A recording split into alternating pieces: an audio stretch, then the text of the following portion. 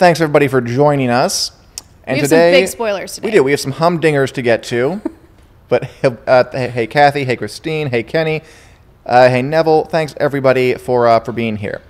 Daniel, we thought we'd kick it off with a fun little thing. Yes. Why don't you go ahead and tell them what's happening, Kayla? Okay, well, for all of you sports fans, baseball fans out there, MLB opening day is tomorrow, and MLB has rolled out a really cool clip of the Game of Thrones intro, but it's of all of these baseball stadiums, and they're also advertising their Game of Thrones nights that are going to be taking place throughout the season with certain teams. My St. Louis Cardinals are one of them.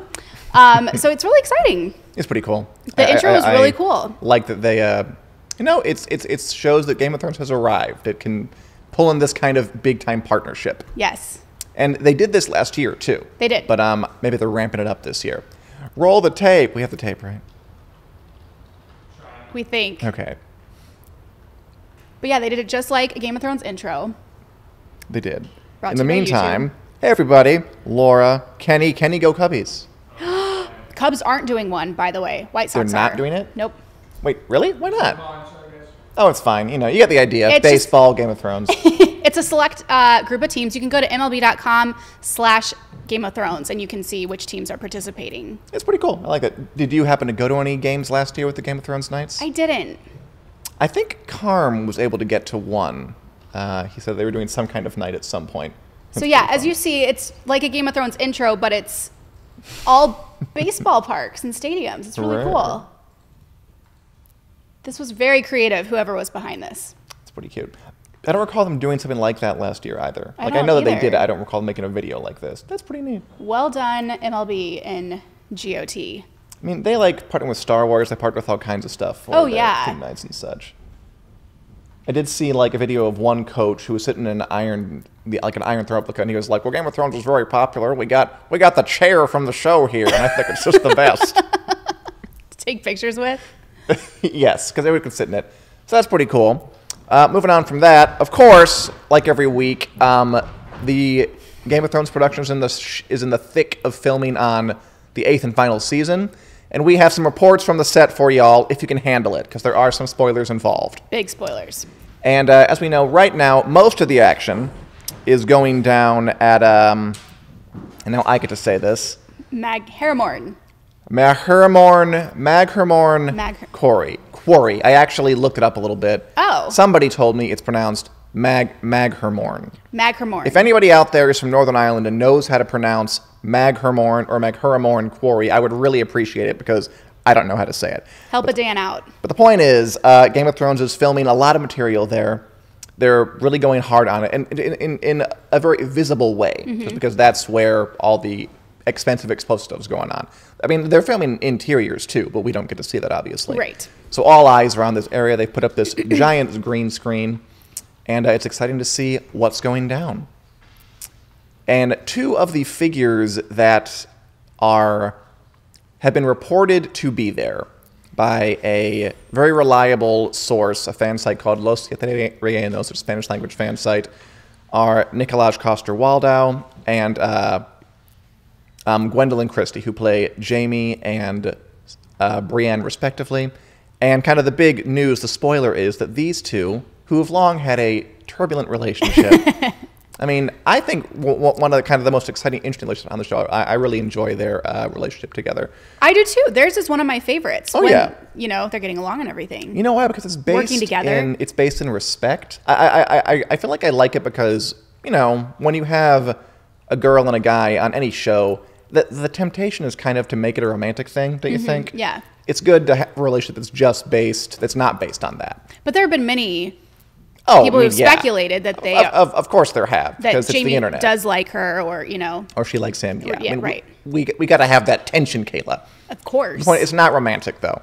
Anyway, the spoiler is that Jaime and Brienne fighting together, the Army of the Dead, side by side, at some point in Season 8, filming now at Magheramorne Quarry. I can't even say quarry. Quarry is a word. But to say it right after anyway. that, it's like too many vowels or something. I don't know. That's pretty cool. And I think sort of inevitable and expected. I mean, before the series is out, I always thought those two would get back together and make a stand of some kind. I have a theory, Dan. Yeah, go ahead, Kayla. I feel like them coming together in this battle scene that we think is happening, one of them will die. They're not both going to come out alive, right? I have to probably agree with you, Kayla. It's the last season. They're putting all the chips on the table. They're going to have giant big battles. They're going to have all these characters we've come to know and to love over the past 7 years lined up together. I can see it being very dramatic. I can see it being very stirring. But not everyone's going to come alive. Not everyone's going to get out alive. And I can see them going after pulling our heartstrings by killing one or the other. What if they actually do profess their love and then one of them just is gone? You don't like that? It seems a bit cliche to me, but it's possible. I just feel like they're building it up to this and then they're building ruining everyone's hopes and dreams. And although both of them have Valyrian steel swords, that'll be nice. Ooh, that'll come in handy. handy. She has Oathbreaker, he has Widow's Wail, so they can use that to kick White Walker and zombie buttocks, which will be nice. But yeah, I mean, just for dramatic purposes, the rules of dramatics, I can see one of them dying in a really powerful, what the other is lumped over the body, screaming to the heavens, why did this have to happen sort of way. If I'm betting, I'm guessing Jaime goes down before Brienne. Really? I would guess the other way. Why do you say that way? Well, she's Brienne. She's a badass. And Jaime doesn't have a hand. He doesn't have a hand. It's an excellent point. So I'm just going with, No, you're right. That makes perfect sense. I mean, I would say maybe just she'll be more in it, but he's kind of a bit more of an important character. He's been around since the very beginning. She got introduced in season 2. But you're right. Like, logistically, it makes more sense. They can't keep everyone around. Oh, no. I'm just trying to see. And they won't. Who you can deal with going. Yeah. And I mean, he has done some bad things in his life. Maybe a good death would be a good end for him. I think so. What do you guys think? If you had to choose one to die, good viewers, Jaime or Brienne, now that we know they're going to be battling side by side in a big pitched battle, who would you pick to survive if you had to choose? Hopefully we don't. Hopefully maybe they'll both live and live happily ever after in a cottage by the sea. That'd be delightful. I really super doubt it. If you had to pick one, I'd be curious to know. There's a handful of characters that I won't even speculate their deaths because I can't picture that happening. Kenny says, but Jaime has to kill his sister first. Oh. It's highly possible, and he's possibly a dad again. He is possibly a dad again. The jury's still out on whether that's true or not. But we'll figure it out. Lisa thinks that Jaime will probably die, and Arya will use his face to kill Cersei. Ooh, linking it up. Why not? Whoa. And Dan thinks that Jaime might give his life to save Brienne, so I guess people are agreeing. That would be so gentlemanlike and heroic. It would be nice. Or she could do the same thing the other way around, reverse it on him. But I guess most people seem to think that Jaime would die, although there were a couple votes for Brienne, too. Okay, no, there were 3 for and 3 against. I don't know either, just like us, Kayla. Another minor thing about Jaime is that the actor Nikolaj Coster-Waldau, just a minor bit of follicle-related spoiler, is that he is bringing back the beard in Season 8, which could be fun. Thank goodness. He's gone through a wide range of facial hair over this show, from pretty much clean-shaven to... He's had a lot of changing looks, He has. He totally has. Like in the first part, he had like the kind of long bangs over the eyes and the armor, and then he loses his hand and his fashion went to crap. Just ragged clothes and like a short Justin Bieber-ish haircut. But he's become more likable. He did. The shorter his hair got, the more likable he is. And he'll be bringing the beard back in season 8. I think we have a picture. It's why you're likable, Dan. I thought that too. I mean, I feel my life has improved a lot since I grew this beard. There you see it. Exactly. Are you more of a Jaime with a beard guy or Jaime clean-shaven guy? Beard. Me too. I like some facial scruff. Fair enough. And he'll be coming back, which is really the big takeaway from this, whatever the Jaime and Brienne stuff is. All right, let's move on. Oh, and then some other folk just think, Christian thinks they go down together. Also possible. That would still be really sad. I just don't think there's any happy ending to them being together in battle. I'm hoping for a great outcome, but it's Game of Thrones. So. Yeah, I don't think so either. Although, I think I might want a happy ending for them more than anybody else. Really? Why so, Dan? Because he's gone through such a huge change. Yeah. And she is Which is why they're setting him up for this yes, I agree. big death. And she is one of the few characters who's very upstanding and very noble-hearted and just hasn't really done anything that can be objectionable. No, you're right. So she's one of the few who's just like likable through and through. And I think part of her happy ending could be having him live. But I can also see that happening. I can also see something bittersweet going on. We don't know. So clearly we're looking forward to it and dreading it. This. And nobody suggested that they both live. So that's too bad. Ooh. All right, moving on. Let's take a look at some of the pictures coming out of Magheramorne Quarry. It is hard to say. I made a little fun of you in my head when you asked about the word quarry, but now that I'm saying it out loud, yeah, it's you're hard right. to run it all together. Yeah, it is. Magheramorne Quarry. Okay, what we're going to do is indulge in a tried and true fan ritual where we have these pictures coming out of Magheramorne Quarry. They're of this giant green... That was good. I'm getting good. That was good. They're of this giant green screen. People are in front of it.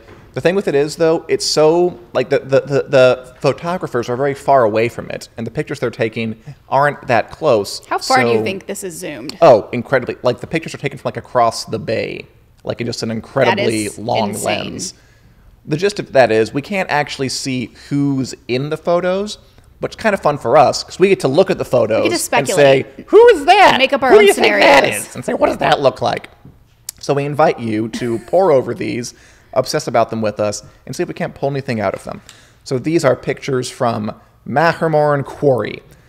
Coming at you live on Take the Black Live, which, by the way, is available in podcast form on iTunes. You should download, rate it 5 stars, and give us a positive review, and on Google Play. Okay, photo number 1. I can't believe how massive the green screen is, first of all. Yeah, again, it's tentpole movie superhero blockbuster sized. Again, they're going all out. It's the 8th season of this popular show. They should. Okay, so this photo, we got the green screen. What's interesting about this one is we have people in green screen suits, but they are on horses. That is new. Now, never been seen before. I mean, we've seen horses. We've seen folk on green screen suits. We haven't seen them together. Right. So your thought is? Okay, my thought is, which I'm really stealing this thought from other people on the internet, but I'm going to present it to you. Heard here the thought first. is that Game of Thrones uses people in green screen suits for pretty much one purpose. It means when they're going to be whites. They're going to be zombies. Look at that zoom. Right? By Richard. Richard Durante doing an amazing job of zooming. Anyway, the reason they have them on green screen suits is because they have to CGI in like the rotting flesh and the bones and everything you can't do with makeup on a zombie. So they have that. Now, we've never seen them on horses before because zombies, kind of a stupid bunch, don't really know how to ride horses or drive cars or play Mahjong or anything like that. Naturally. Yeah. So if they're on horses, my one thought is those might be Dothraki zombies. Because Dothraki love getting on their horses so damn much that even after they're dead, they're like, no, I'm not leaving this. Well, that's terrifying. It is, because they're pretty terrifying just when they're not dead, so afterwards it must be even worse. And I think that's one of the clearer ones. Okay. I'm calling that Dothraki zombies. If anybody has a different thought, you can suggest it, fight me, and leave a comment on our iTunes podcast download. Or Google Play. Or Google Play. You can rate us 5 stars while you're at it. Leave a friendly review. Okay, let's look at another couple of photos and see if we can't pull anything out of them. This next one, this is of what we think is just a northern army with all the spears, and they have helmets and shields. You can see it in silhouette, arrayed against the green screen. What we're looking at, and what I think, we're zooming in on this guy in the corner here, this squat little figure. Okay, the question for you is, yes, is this one of the following? A, is this Peter Dinklage, who is a very short man, standing off to the side, his cape flapping in the wind, meaning Tyrion's on set? Is it B, a person who's just sitting down and is in silhouette? Or is it C, a light fixture or a prop or something? I think it looks like Tyrion. I think he's wearing a little cloak, and I think he's fortuitously standing apart from the crowd so we can see him and pour over it. Dan, I want to go with A. I do, because Tyrion's my favorite. Sure. But I can also see it possibly being someone just crouched down. I don't think it's a light fixture or a prop or anything. It's a guy with a smoke machine. Oh, Richard says Richard it's a guy with a smoke machine. thinks it's a guy with a smoke machine. Actually, I see that because it looks like is that, are you basing that on anything? No, it just looks like he's shooting smoke out of It does. See the Oh. white? It does look like I see that now. Oh my God, I do see that now. Maybe it's a PA I think Richard's right. just doing his job. Because little photos special photos effect. that broke literally before we even started this, we didn't have time to get them in, show giant smoke wafting out of this set. It's totally a I think we production cracked assistant. it. This is great. Yep. Okay, so the False answer alarm, to not Tyrion. that one was it is not Tyrion Lannister or even a prop. It is a man with a prop. Maybe it's Peter Dinklage with a smoke machine spraying things around to be helpful. Possibly. It's not. It's not. It's a union thing. You can't do that. Only the smoke guys can hold the machine, I'm sure. All right. Well, look at that. Richard I think we cracked solved it. it. With thanks to Richard Durante. Richard Durante, part of this crack crew at Winter's Coming. You can appreciate his work and ours by going to iTunes, downloading the episode, rate it 5 stars, and leaving us a positive review, or Google Play. We do the same things. Okay, I'm glad we actually we broke something, or rather, we corrected my stupid idea that no one else had to begin with. All right, finally. It wasn't stupid. Thank you, Kayla. You're welcome. I appreciate it. I mean, I was told by other people that you're wrong. I don't know. I wanted to push ahead. I really thought I had something. Anyway, one last photo we got from Magheramorne people Quarry. talking. Exactly. Okay, so this is one last one. We have just people milling around. Looks like between sets we got a big rig with a camera. Yeah, a big camera rig. We have some people milling around.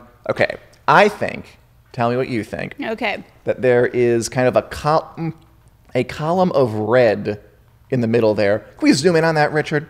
That's right, that's right. Good stuff.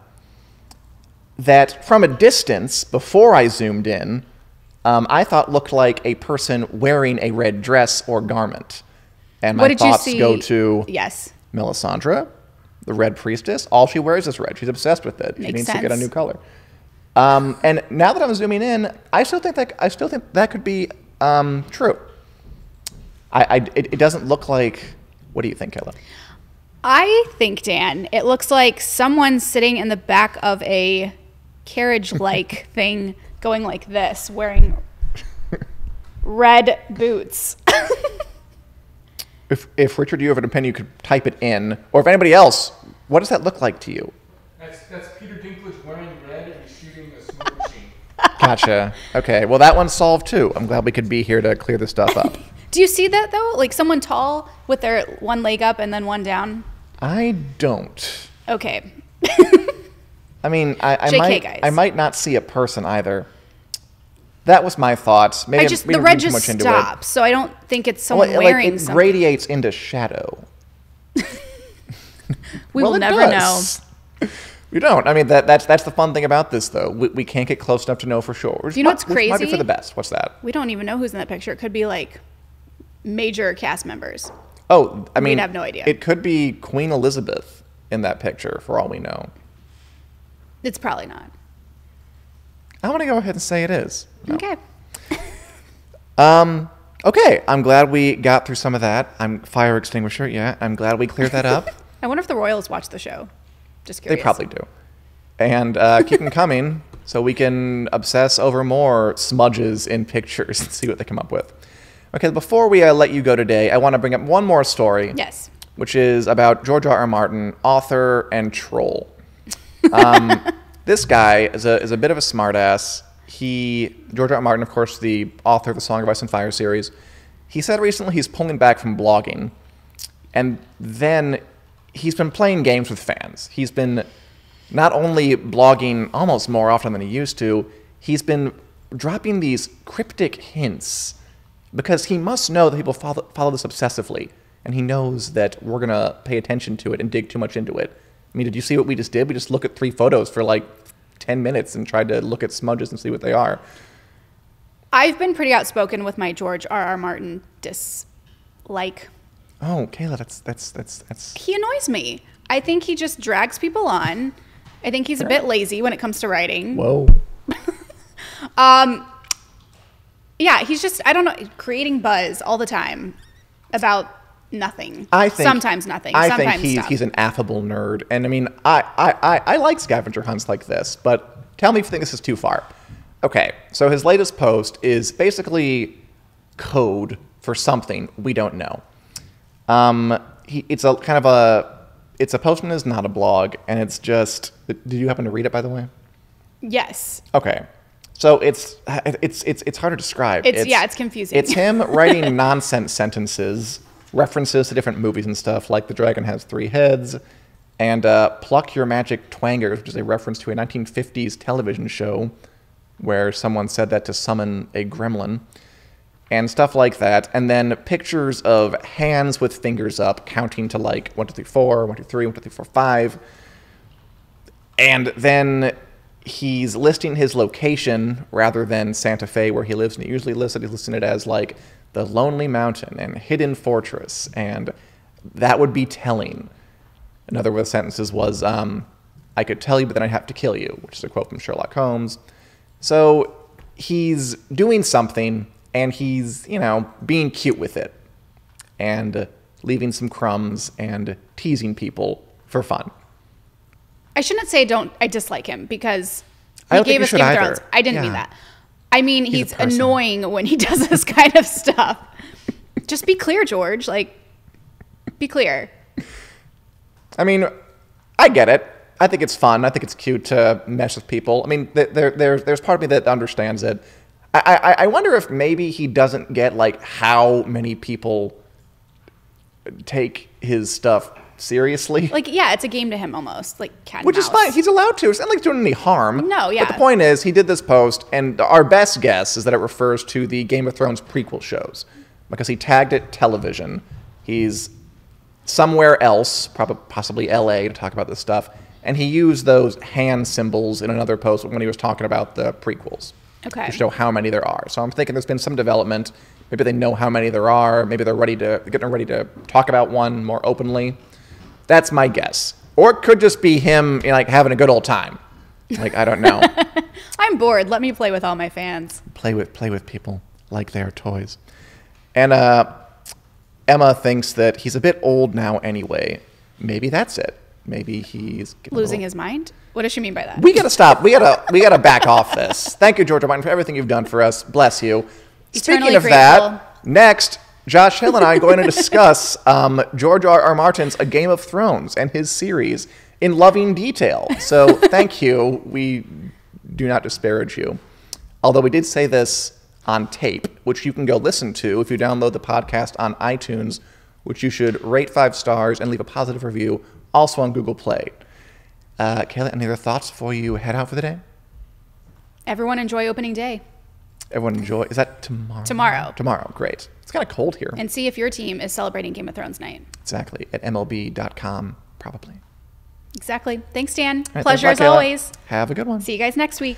All right. At this point, we are going to bring on Josh Hill, fan-sided editor extraordinaire, to talk about A Game of Thrones, the first book in the Song of Ice and Fire series, and our continuing series, A Song of Dan and Josh. I've read all the books multiple times. Josh has never read the books.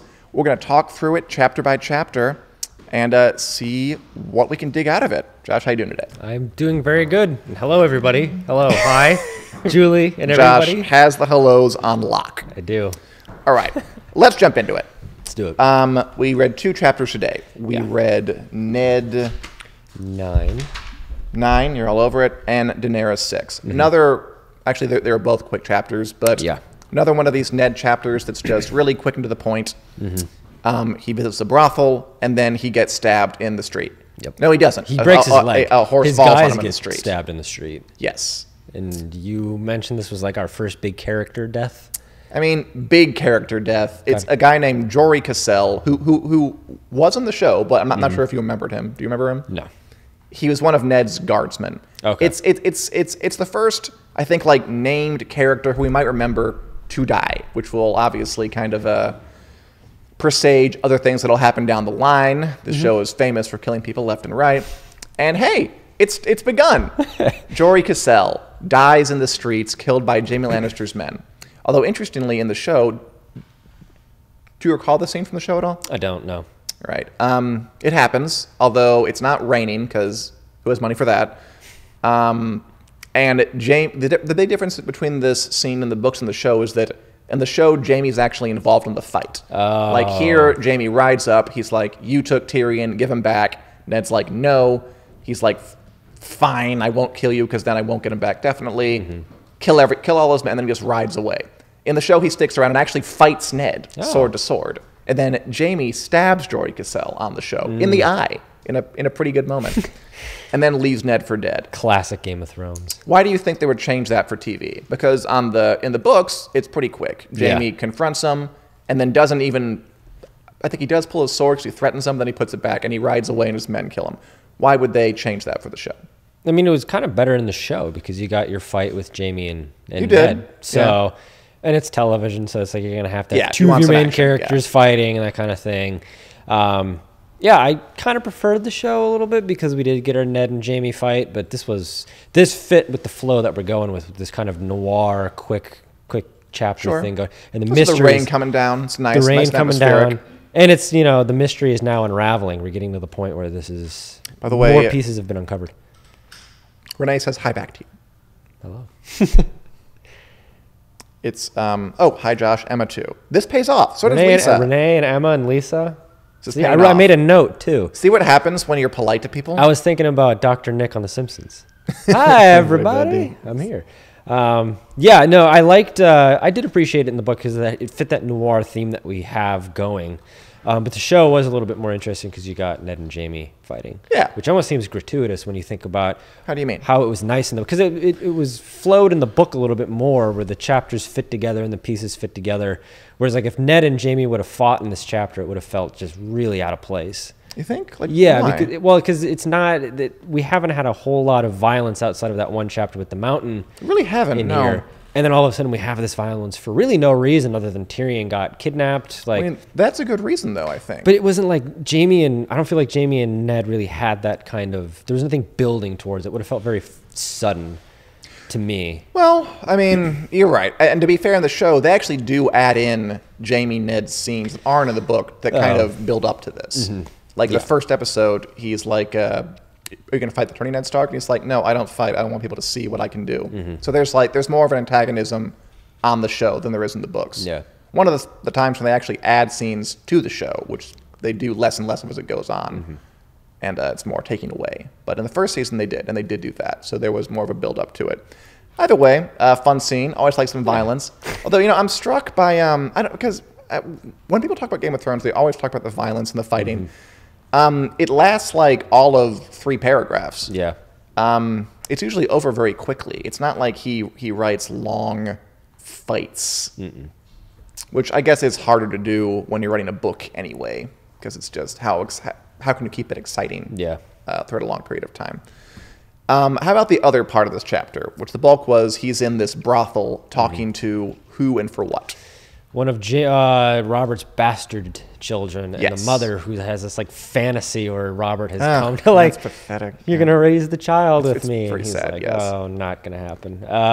But it was revealed that Cersei like has been killing off these bastard children. Did you like that bit? Yeah, that was fun. And it's like twofold. It was like she's killing off all the bastard children, and then I was like, wait, all of the bastard children? As in like, there's so many of them. Not all. She killed 2. Yeah, but it's like the implication that like Robert like can't keep it in his pants, and it's like he's got all his seed has been spread all over Westeros, and Cersei's been like chasing it around. But it did kind of give the brutality of Cersei, and again, for some reason, I always forget that like they're married. Like I know it's such a huge I'm totally thing, with you. but I forget. It's easy to forget because they're such their own characters, and they're like wants and needs do not intersect at all. Yeah. In any way. And like, because Cersei has been established as such an evil character anyways from the show, it fit right into where I was like, of course totally. you would just kill these children. I was like, oh yeah. And then she's sell the married, mother into that's slavery. right. Yeah. So the story was that Robert, this is via Littlefinger to be fair, kind of not a great source, that Robert, slept with some chambermaid. She had twins. And then Cersei has the twins killed and then ships the lady off to slavery. Yeah. And the concern Classic there Cersei. was what? Classic Cersei. Classic. I mean, it really is. Like, you read that, like, that's a total Cersei move. That's just what she would do. One of the questions I had is that Robert, again, is shown in this terrible light. I mean, having a child with this girl who's still pining after him and then kind of just forgetting about her. Yeah. And she's like, he's going to come back for me. And it's like, no, dear, he's not. Standing by, apparently, while Cersei kills these twins. is the nail in the coffin of Robert is a good man? Is that nail already been pounded in? Or are you still holding out some hope that he could have some redeeming qualities? Because, I mean, this is one of Ned's oldest friends. They were good pals. Ned's hope is that he's going to live up to his promise and be like a good freaking person for once in his life. Yeah. But we're getting more and more evidence that he is kind of an unthinking, unfeeling, deeply flawed person. Yeah. I think this is kind of a precursor to Ned's eventual downfall, where he's just, his downfall is because he was wrong about something else. But this is like, again, these chapters have been a construction and also like a deconstruction of Ned as this hero character, the detective in our noir story who thinks he's right and everything. It's like Chinatown. Like, he's Jack Nicholson and he's wrong about everything. And I feel like this is almost like a precursor to him eventually dying, and this is like his being wrong there. It's like he was wrong about Robert his whole life. It's not just like this. You think? I think so. I think like I don't know if like maybe Ned was the same way and kind of had a change in his life or something like that. But I feel like his loyalty to Robert is a major flaw to him in his kind of quest for good. I could say that, yeah. And it's kind of like the thing that leads to his downfall, in my opinion, where it's like, all right, this guy isn't this perfect character. He's not right about everything. Like, and Ned's not cynical enough. Right. And when he's wrong, he's horrifyingly wrong. Whether it's something that leads to his own death, or this believing that Robert's going to be a good character or a good person when he's having twins killed and allowing his concubines to be sold into proper prostitution, not just personal prostitution. I like that point a lot. I think you're right. Really quick, too. First, hi, Julie just came on. And Corinne wants us to talk about the bit here where we talk about Lyanna Stark, who makes a brief appearance. And I actually did write this stuff down, so yes, Corinne, we can talk about that really quickly. There you go. It's, again, Lyanna Stark is one of those characters, kind of like Brienne, who is dead long before the story starts, but like creeps in at the edges a little bit, and you get an idea of what she's like. Ned remembers her really quickly, talking about back when Lyanna got engaged to Robert, saying that, I know I wrote it down, love is sweet, dearest Ned, but it cannot change a man's nature. Basically saying that I don't want to marry Robert. He's never going to stay faithful to me. And Ned's trying to be like, oh, but he's a good person underneath and he'll love you. And she's like, no, he's going to be a runner around everywhere, which apparently she's right, because look at all the bastards he has. And then later, Ned remembers the promises he made to Lyanna as she lay dying. So, again, and that promise, by the way, to keep Jon Snow's identity a secret. So another one of those long-term narrative depth charges he likes to lay down. I liked it. It was, every time Lyanna shows up, it's intriguing because I don't have a whole lot of, even with the show. I mean, I guess now this most previous season where we had the we don't flashbacks have in a way, or the visions that were flashbacks disguised as visions. We got a little bit more exposition on her, but very brief. It was very mostly brief, Ned. It was just like, here she is bleeding and dying on the bed, and she's interesting because there's so much unknown about her. Exactly. But like this, we kind of talked about lisa or whatever, and Catelyn are kind of juxtaposed against each other, whereas like Lysa is crazy, whereas Catelyn kind of came back from that. Steady, I feel like there's a juxtaposition here where like Lyanna, she's more level-headed than Ned, who is supposed to be kind of our hero character and the guy who's never wrong, and he's wrong from the jump about Robert, and he's so, again, kind of tying it into his downfall, he's so dug into this belief that he's believing to a fault. And that's such a massive flaw in his character, which almost doesn't even make him a pure good character, because it's this massive flaw. Yeah. How can you be a purely heroic character if you can't get this stuff right? And you're going to bat for a guy who has children killed. I think, to be fair, I mean, he did quit the small council. I think now he's becoming disillusioned. It's too late is the problem, which we'll see going forward. I just smacked my tongue again. I think I'll stop trying to do that. One thing... You could make that a drinking game, Take then I'll just drinking get game. drunker and drunker and do it more and more. One other thing I want to mention is that... for the people who are listening on iTunes and Google Play. which you can download the show on iTunes and Google Play, rate us 5 stars, and leave us a positive review. It really helps. It would, guys, to be a little serious. We would love that if you could, because we'd appreciate it, and we'd love to be heard by as many people as possible. One quick thing before we move on to this. The plot, it did move forward, because now Ned's been attacked by the Lannisters, so that's obviously a big break for them. The Jon Arryn mystery, Ned's still really not any closer to finding out why he was killed. He mentions it himself. Like, he couldn't have been killed because he found out about Robert's bastard, because apparently everybody knows already. So that's not anything to kill someone over. Yeah. But I did like how they teased the Jaime Cersei incest reveal. Yes. By when Ned is kind of holding Robert's bastard daughter, the baby, and running his hands through her fine black hair. The mother makes a point of saying things like, I didn't write it down, whatever. Like, like his nose and his hair. Yeah, like her nose and her hair. She looks just like Robert, doesn't she? And then Ned's like, yeah, he remembered. The other girl in the Vale also looked like this. And his eventual eureka moment when he thinks about, oh, wait a minute, Joffrey and Marcel look nothing like Robert, which is how he comes to the whole incest conclusion. So a little subtle setup for that, I like which is that. nice. Yeah. I mean, did you catch it when you read it? Because I actually didn't on the first read through. I didn't. I had to go back and check that, but I was like, oh, that is good. He's kind of sneaking it right in there. But he's good at that. Very subtle. And there it is again, I know. Okay, moving on. We also read Daenerys 4, which we're pretty deep into this book, and not many Daenerys chapters, but she uses them pretty effectively, I think. I like this chapter. I like a lot of her chapters.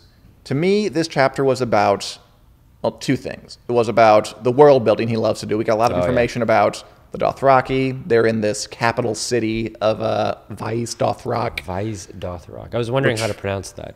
Yeah, that's my best guess. Yeah. They say it on the show, so I'll just follow their lead, which is just a sprawling but very empty city. And we got information on Blood Riders, which are kind of the Dothraki calls super best friend, attendants, bodyguards for life, bros kind of people. The Dosh Kalim, which are these ancient crones who live there. The geography of the place, the fact that the Dothraki like take all these statues from other civilizations and bring them all back, because they're that kind of culture. They don't build, they just take and then just have your stuff. Yeah. Did you like any of this world building stuff? I did. I've always kind of liked this world building that he's been doing, especially with the Dothraki, who are fascinating to me. Oh yeah? Why so? I don't know. They're just like this primal society that I want to know more about. And it's like, I want to know how they function. It's very like prehistoric almost, the way that they function inside of this. We're bouncing from high society with Ned and Cersei. Right, yeah. And even to a lesser extent, like things at the wall with Jon are kind of, pinky up with things, with the way that they like carry themselves with class and all this kind of stuff. And then you've got the Dothraki, who are just, I know George R. R. Martin, like, compared them to savages or whatever, and we debated whether or not that was the correct way to say it, but like this very primal society. And I like how Daenerys is kind of fitting into this. And I wrote down the note that this is the chapter where she hatches from her dragon egg into the woman that we all love on the show. Damn, you bring up metaphors. Yeah, because I was hoping that this was the chapter where her brother got it. And not quite. I actually thought it might have been when I started it, but then I think the next one will be. It's got to be, because they're leading up to that. They're leading up to it, and I was like, I liked how it was the progression. Because even at the beginning of the chapter, she was like defending her brother and didn't really know she was doing it. Who just keeps being an incompetent boob. Yeah. I mean, you would figure after he got kind of schooled out in the Dothraki grass when he like fell off his horse, they didn't let him get back on, he would learn something, but he's still like, these savages don't understand the speech of man, and he like smiles at them mockingly. All they're good for is killing. He won't wear his Dothraki clothes, even though his own stink and they smell, and they're making fun of him behind his back. They're giving him nicknames he doesn't even know they're giving him. He seems almost like pathologically clueless. Yeah, that's a good way of putting it. I was of two thoughts of that. I was like, A, like, how can he not get more with the program? And then B, I thought, well, maybe if we were in his head, we'd understand better that maybe just he never entertains the possibility that he's not the most important person in the room. Yeah. Like, it never gets through. He thinks that he is the king. He believes it when he says it. So I guess he just has a lot of ego armor that it's hard to break, because I figure by now a normal person would have softened a bit. You'd think so. I read it as like entitled insecurity almost. Sure, like because he's very he does get really, entitled. really angry. Yeah, he's very entitled. When she commands him to come. Yeah, and even eat dinner things with like, her. you know, falling off the horse and that kind of stuff. It's like the old, you know, making fun of somebody for falling down. Like, they can't, they refuse to see it as a teachable moment. They get angry about it. Yes. And they're like, and they're insecure. You're wrong than about learning. this or whatever. So, like, yeah, entitled insecurity is how I saw that. But that's like being nice because he's an a-hole. So He's like, just a complete a-hole. I'm not defending him in any way. It's Well, no, I get that, because again, so Daenerys has these kind of Dothraki clothes made for him, and she asks him to come to dinner. She sends a handmaiden to go ask him. Yeah. The handmaiden messes up. She says Daenerys commands you to come with him, and he takes like a normal person. If you were secure with yourself, you'd say, oh, she probably meant ask, or just like your handmaiden, you gotta school her. No, he comes in raging, just like, you don't command me. Oh yeah. So obviously he's feeling insecure. Yeah. And just he doesn't get over it soon enough, obviously. No. Why do you say that Daenerys is hatching into an egg, or whatever you said back there? She's coming into her own as a character from like where we met her, where she's like starting to stand up to her brother, and she's really, you know, I just feel like this is like the first time where she seems like she is the character on the show, where she's she's getting more confident, she's getting more wise in the way that she approaches situations. It's like she's been reading the room for like these past chapters, kind of getting the lay of the land, and now she's like the smartest person in the room, or getting to be one of the smartest people in the room, because she's been observing and absorbing, and now she's getting to a point where she's going to be in a situation of power because she got herself there. Not because it's like she's marrying into it. I mean, she is marrying into it. She is marrying into it, but like she's not. It doesn't end there. Like, she's taking full advantage of the situation and kind of becoming her own character and her own strong character. And I really kind of like that development in this chapter. So again, I mean, she does several things here that are kind of steps forward. Most obviously, she smacks her brother with a belt, which is obviously a big show of authority and force that she didn't have before. Because he's the one who's always abused her. Yep. And now she's like, I'm not going to take it. I have this belt. I'm going to slap you in the face. And he runs out of there. On the show, he's a bit more contrite. He's like more surprised, but in this one, he just powers through with his irascible anger. The other thing I noticed was that she has thoughts where she's planning for how not her, but her son is going to rule Westeros. Like, she has a bit where she talks about when her son sat the Iron Throne, she would see that he had blood riders of his own to protect him against treachery in the Kingsguard. Like, she's making plans. Yep. Like, got an end game. Yeah, she has an idea of where she's going to go. Like, she's getting some ambitions. Where it's supposed to be Viserys thinks he's going to sit in the Iron Throne. Yeah. And now she's starting to, she's obviously smelling the coffee where he's concerned and thinking, okay, well, he's probably not going to do it. I mean, I doubt that she thinks that exact thought, but if she's planning for her son to be in the throne, Viserys isn't on the throne. So I think that she's planning around that. Although it's important that she's not all the way there yet. She's not planning for herself to be in the throne. No, not yet. Which is where she'll get eventually. Right? But she is, at least, she's grown beyond Viserys is going to be in the throne and I'll just do whatever he says. Yeah. She's making her own plans. Yeah. And I really like that. I also looked up with what Doth Khaleen means. It's the Council of Crones. Yeah. I liked that. I mean, they're basically like the religious, like, figures. They're like the religious figures. The widows of like the religious figures, and like everybody's afraid of them. I don't think they're afraid of them, but they're the widows of the dead calls. That's where Daenerys ate the horse heart in front of them. Yep. And then that's why they drag her back there in the 6th season. Yeah. And she burns down the place and she just takes over. But so that they appear in the show too. They haven't been left out. Finally, I want to talk about the notion of Daenerys giving clothes to Viserys. You see this a lot in the show and the books both, but especially in the books. Is this whole notion of using clothes and your appearance and just finery and symbolism as a means to express your authority. Yeah. So here, I mean, Daenerys is very clear about it. She's like, maybe if you wear what they're wearing, they won't treat you like such a dipshit and just an idiot. Right. And you'll be more respected. And he rejects that completely, which is the wrong move, because one of the things that's setting Viserys apart is he doesn't look like any of them, and his clothes are filthy, and they can't respect that. So it's that dress for the job you want thing. Like, that's what he should be doing. And that's reflected a lot, this notion of using fashion as power, especially for the female characters. There's a lot of talk. Marjorie is always big on that. She always kind of wears, like, when she's not married to a Lannister, she dresses in Tyrell colors. When she is, she dresses in gold colors.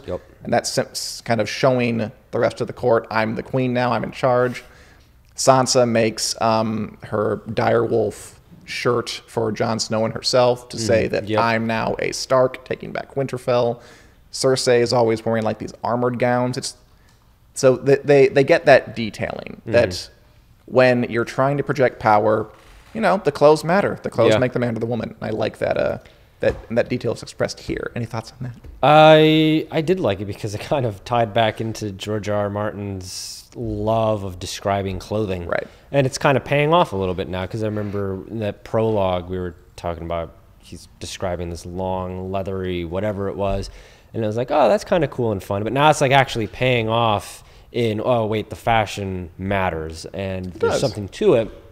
And I really liked that was kind of, that wasn't just like him being flowery and this is me writing about this. Not it was like always pointless. Like there is a method to it, and it does matter. If you want to be a leader, you have to look like a leader. Yeah, that's I think the point that they're trying to make, and that it will come back over and over in the story. Yeah. Any other thoughts, Josh, on either of these chapters? No, it was solid. Solid. Should we read? Okay, there's like 2 chapters next. I think it's a Bran chapter and Bran chapter. Right, we haven't had one of those in a while. Yeah. And then a Tyrion chapter. They're both on the long side. Do you want to read 1 or 2? It's like 30 pages altogether for 2. Let's dive into the Bran chapter and see where we're at next week. I love it. Okay, let's do the next Bran chapter for next week. 1 chapter. Bran, I believe he meets Osha the Wildling in this one. We get more Theon talk. We'll see you next week, Wednesday at 4 p.m. Central Standard Time, here on the Winners Coming Facebook page. In the meantime, we are available in podcast form, so you can download and listen to us on iTunes, Google Play. If you could give us a good rating, give us a nice review, we'd really appreciate it. And we will see you next week on Wednesday at 4 o'clock. Bye, everybody. Bye.